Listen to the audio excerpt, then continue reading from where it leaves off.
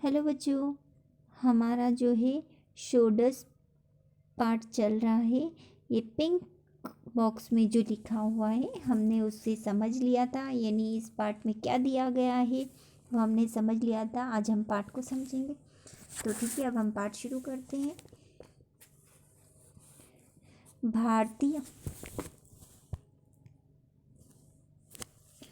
भारतीय समाजे नारी सदैव सम्मानाः पूजा च अस्ति एव अत एवोक्तम।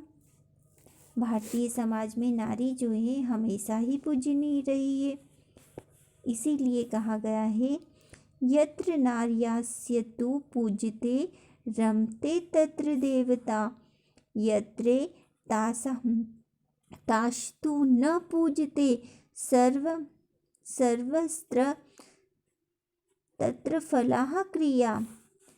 अर्थात इसमें कहा गया है कि जिस घर में जहाँ पर नारी की पूजन होती है उस घर में देवता भी निवास करते हैं, और जिस घर में नारी की पूजन नहीं होती है, नारी का अपमान होता है, उस घर में जो है भगवान भी निवास नहीं करते हैं। सारी चीज़ें जो है वहाँ उस घर से दूर चली जाती है।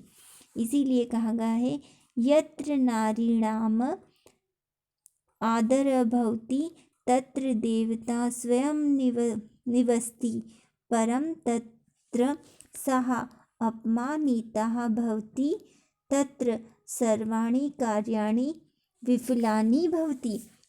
अर्थात कहा गया है कि जहाँ पर नारी का आदर होता है, जहाँ नारी का सम्मान होता है, सदैव वहाँ देवता निवास करते हैं, है ना।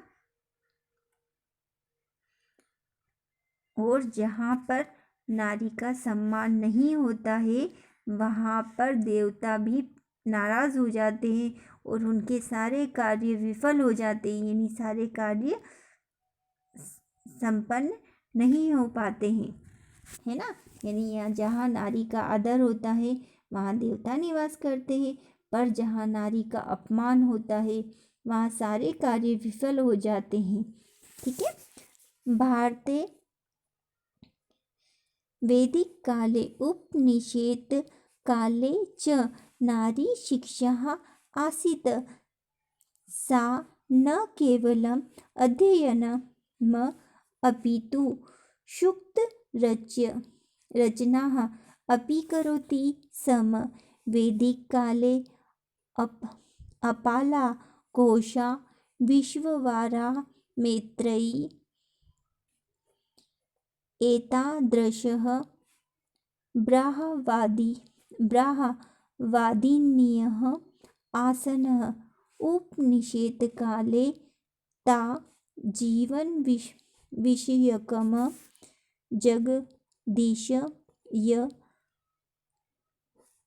जगदीशयक च ज्ञानम् अधिगन्तुम् इच्छन्ति स्म।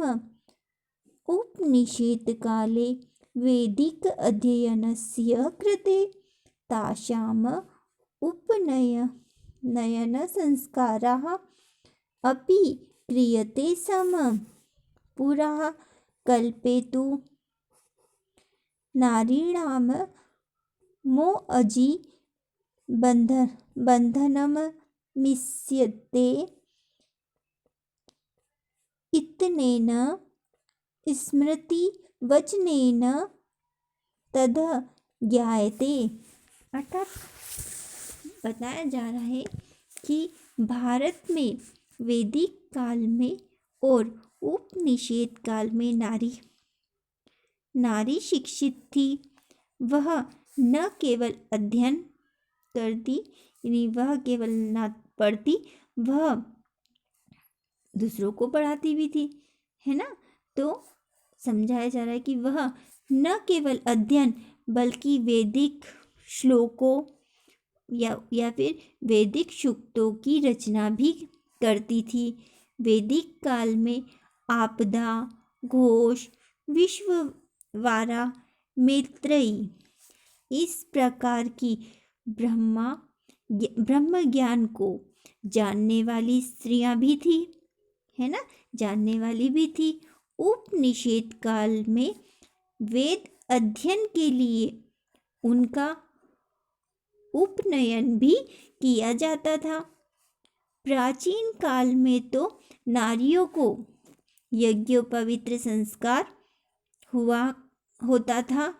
इस स्मृति वचन से ही ज्ञात होता है, इस बात से ही जो है इसका पता चलता है, ज्ञात होता है। आगे समझिए आप पाठ को। याज्ञवल्क्यस्य भ्राता द्वयम् आसीतः, कात्यायनी मैत्रेयी च। कात्यायनी गृह कर्मकुशलाः आश्रम व्यवस्थां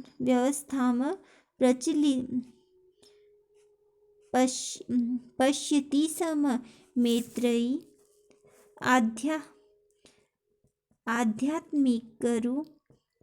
आध्यात्मिकरुचि संपन्ना, वेदाध्ययनं शास्त्रचर्यं च कुर्वती आसीत्। महाराज जनकः तस्याः पाण्डित्यम् अध्यापन कौशलं ज्ञात्वा सीताम् अध्यापयितुं ता नियोजितवान्। मैत्रेयी सीतायै वेदानां संस्काराणाम् इन्द्रिय निग्रहस्य च ज्ञानं दत्तवती। एतादृशेन अध्यापनेन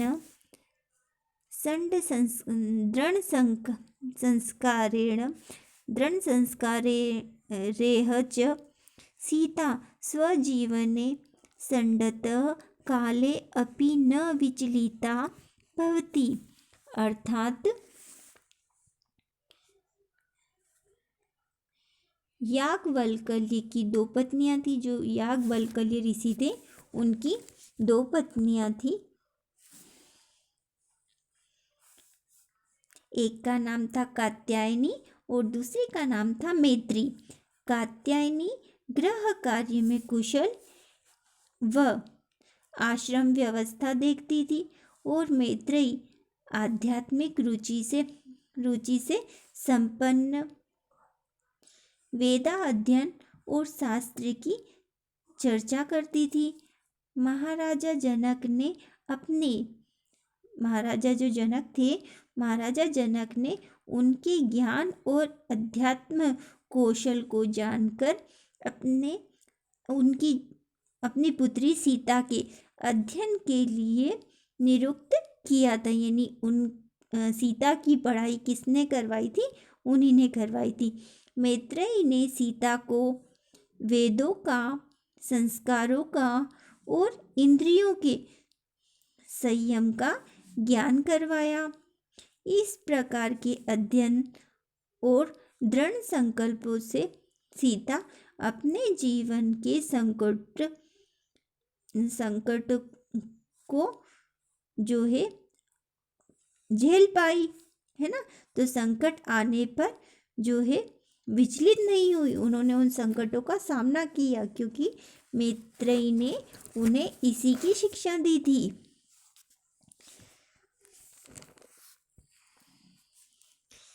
एकदा याज्ञवल्क्य मैत्रेयी कात्यायनी च आहतवान् तथा उक्तवान्, अद्य अहं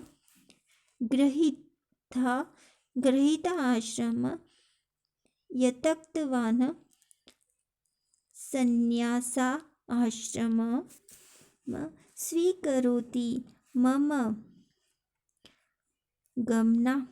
गमनादनन्तरं युवयोः मध्ये कलहः मा भवति।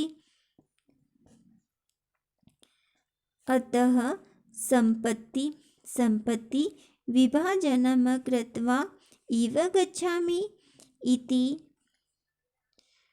पत्युः निर्णयं श्रुत्वा मैत्रेयी चिन्तामग्नाः भवन्ति।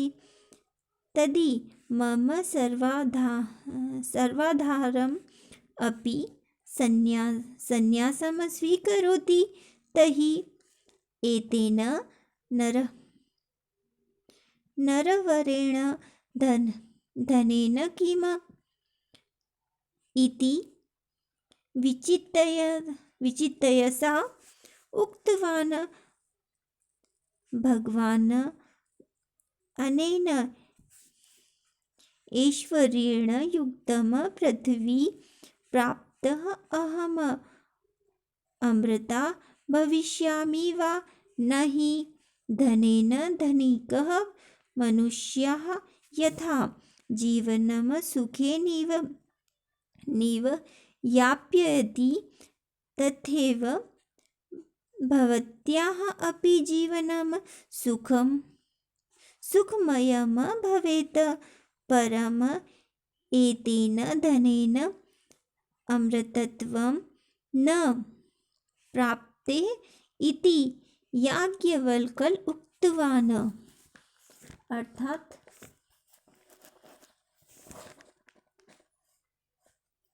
एक बार याज्ञवल्क्य ऋषि थे, उन्होंने मैत्री और कात्यायनी को बुलाया और कहा, उन्होंने अपनी दोनों पत्नियों को बुलाया और कहा, आज मैं गृहस्थ आश्रम छोड़कर संन्यास आश्रम स्वीकार कर रहा हूँ। मेरे जाने के बाद तुम दोनों में कलह न हो, इसीलिए संपत्ति का विभाजन करके जा रहा हूँ, यानी तुम दोनों में झगड़ा ना हो, इसलिए मैं संपत्ति का आधा आधा भाग कर जा रहा हूँ, विभाजन करके जा रहा हूँ। पति का निर्णय सुनकर मैत्रेयी चिंतामग्न हो गई। यदि मेरे संपूर्ण आधार पति संन्यास स्वीकार करते हैं, मतलब मेरा जो है वो सोचती है कि मेरे पूरा आधार मेरे पति हैं और वे ही संन्यास ले रहे हैं, संन्यास स्वीकार करते हैं, तो इस नश्वर धन का क्या, मैं इस धन को लेकर क्या करूँगी। ऐसा सोचकर वह अपने जो है पति से बोलती है, भगवान, इस ऐश्वर्य युक्त पृथ्वी पर मुझे जन्म मृत्यु से रहित पद प्राप्त होगा, नहीं धन से धनिक मनुष्य जैसे जीवन सुख में ही बिताता है, आपका भी जीवन सुखमय हो। इस पर धन से अमृतत्व प्राप्त नहीं होगा, मतलब मैं इस धन को लेकर अमृतत्व को प्राप्त नहीं कर पाऊंगी।